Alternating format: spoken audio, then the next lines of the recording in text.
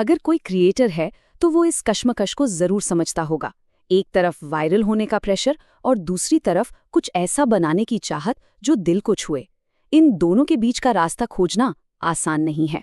तो चलिए आज इसी गुत्थी को सुलझाने की कोशिश करते हैं। चलिए कहानी की शुरुआत एक ऐसी जगह से करते हैं जहां से कोई उम्मीद नहीं करेगा। ये सुनील धनखड़ की कहानी है और ये कहानी इस बात की है कि एक क्रिएटर के तौर पर क्या नहीं करना चाहिए। तो चलिए सबसे पहले उस जाल की बात करते हैं जिसमें अक्सर नए क्रिएटर्स फंस जाते हैं। ये है ट्रेंड्स का पीछा करने का जाल। सुनील का सफर हमें दिखाता है कि ये रास्ता कितना खतरनाक हो सकता है। मतलब सुनील ने क्या नहीं आजमाया? रैप वीडियो बनाए, सिर्फ 90 व्यूज। सोशल एक्सपेरिमेंट किए, उसमें 2000 रुपए का नुकसान हो गया। प्रैंक वीडियो बनाने गए तो डांट खानी पड़ी और टिकटॉक पर जबरदस्ती के इमोशंस दिखाने पड़े। नतीजा कुछ हाथ नहीं लगा। तो इससे एक बात तो साफ हो जाती है, जो चल रहा है बस उसकी नकल करते जाना ये कोई लॉन्ग टर्म स्ट्रैटेजी नहीं है। इससे सिर्फ थकान होती है और हिम्मत टूटती है, बस। तो फिर असली दिक्कत है क्या? क्या एल्गोरिदम में कोई गड़बड़ है या मामला कुछ और ही है? अब हम प्रॉब्लम से सॉल्यूशंस की तरफ बढ़ रहे हैं और ये जानना बड़ा दिलचस्प है कि असली मुद्दा बाहर नहीं बल्कि क्रिएटर की सोच में है। ये बहुत बड़ा सवाल है ना? आखिर ऐसा क्या फर्क है उन क्रिएटर्स में जो लोगों के दिलों तक पहुंच जाते हैं और उनमें जो बस भीड़ में खो जाते हैं? इसका जवाब एक बहुत ही बुनियादी मनोवैज्ञानिक फर्क में छिपा है। और यहीं पर मनोवैज्ञानिक कैरल ड्वेक की थ्योरी तस्वीर में आती है। वो दो तरह की सोच के बारे में बताती हैं। एक है फिक्स्ड माइंडसेट, मतलब ये मानना कि टैलेंट तो बस उतना ही है जितना मिला है।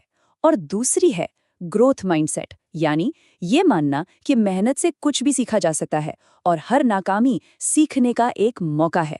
किसी भी क्रिएटर के लिए ये सबसे बड़ा टर्निंग पॉइंट है। और सबसे अच्छी बात पता है क्या है? कि माइंडसेट कोई पत्थर के लकीर नहीं है। ये तो बस दिमाग की एक आदत है। ये तय करता है कि हम मुश्किलों को, मेहनत को और फेलियर को कैसे देखते हैं। और अच्छी खबर यह है कि इस आदत को बदला जा सकता है। तो ग्रोथ माइंडसेट का मतलब बिल्कुल सीधे शब्दों में यह है कि मेहनत ही वो चाबी है जिससे टैलेंट का ताला खुलता है। जब कोई चीज़ काम नहीं करती तो ये नहीं सोचना कि मैं अच्छा नहीं हूं, बल्कि ये सोचना है कि अच्छा तो इस प्रॉब्लम को सॉल्व कैसे करना है। ठीक है, तो माइंडसेट की बात तो समझ आ गई। अब बात करते हैं कि इस सोच को बाहर कैसे लाया जाए। मतलब ऐसा कंटेंट कैसे बनाया जाए जो लोगों से इमोशनली कनेक्ट करे। देखिए, इमोशंस बस यूं ही नहीं आते हैं। अगर सही तरीके से इस्तेमाल किया जाए तो ये एक बहुत पावरफुल टूल बन सकते हैं। असल में 7 ऐसे इमोशनल हुक्स हैं जो किसी भी कंटेंट को हमेशा के लिए यादगार बना सकते हैं। अब जरा इसे देखिए, ये एक बेहतरीन मिसाल है मोटिवेशनल कंटेंट की। ये एक खास इमोशन को पकड़ता है। कभी हार न मानने की भावना, लड़ने की हिम्मत, ये सीधे दिल पर असर करता है। तो सवाल ये है कि ऐसा कंटेंट इतना असरदार क्यों होता है? वो इसलिए क्योंकि ये हमें हमारी अपनी ताकत, हमारे पोटेंशियल की याद दिलाता है। ये हमें हार और जीत के एक सफर पर ले जाता है जिससे हम खुद को जोड़ पाते हैं। चलिए अब आते हैं आखिरी और सबसे टेक्निकल हिस्से पर। अपने असली और इमोशनल कंटेंट को लोगों तक पहुंचाना भी तो जरूरी है। और इसके लिए हमें ये समझना होगा कि प्लेटफॉर्म्स आखिर काम कैसे करते हैं। एक बात गांठ बांध लीजिए, आज के ज़माने में YouTube शॉर्ट्स सिर्फ एक एंटरटेनमेंट प्लेटफॉर्म नहीं बल्कि एक सर्च इंजन बन चुका है। आपका कंटेंट कितना रेलेवेंट है ये कीवर्ड्स तय करते हैं और लोगों तक कितना पहुंचेगा ये रिटेंशन तय करता है। तो फिर करे क्या? देखिए, तरीका बहुत सीधा है।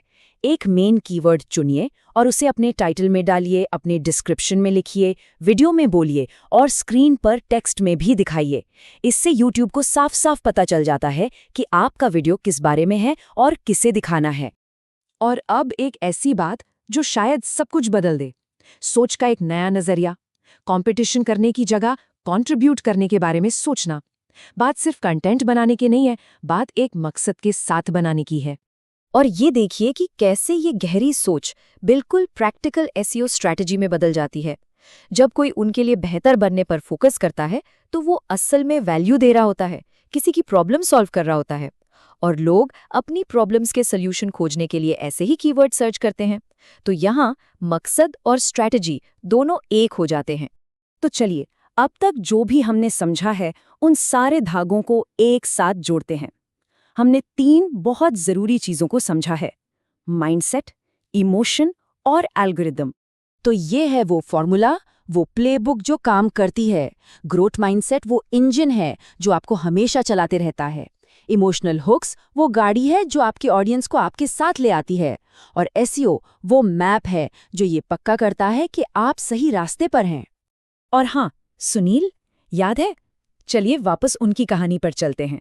वो सुनील जिसने हर ट्रेंड का पीछा किया, उसे असली कामयाबी तब मिली जब उसने अपने अंदर की आवाज़ सुनी। उसका वो गाना जो उसने दिल से बनाया था, उस पर आज 9 मिलियन से ज़्यादा व्यूज़ हैं। यही है कंटेंट के साथ अच्छा इरादा रखने की ताकत।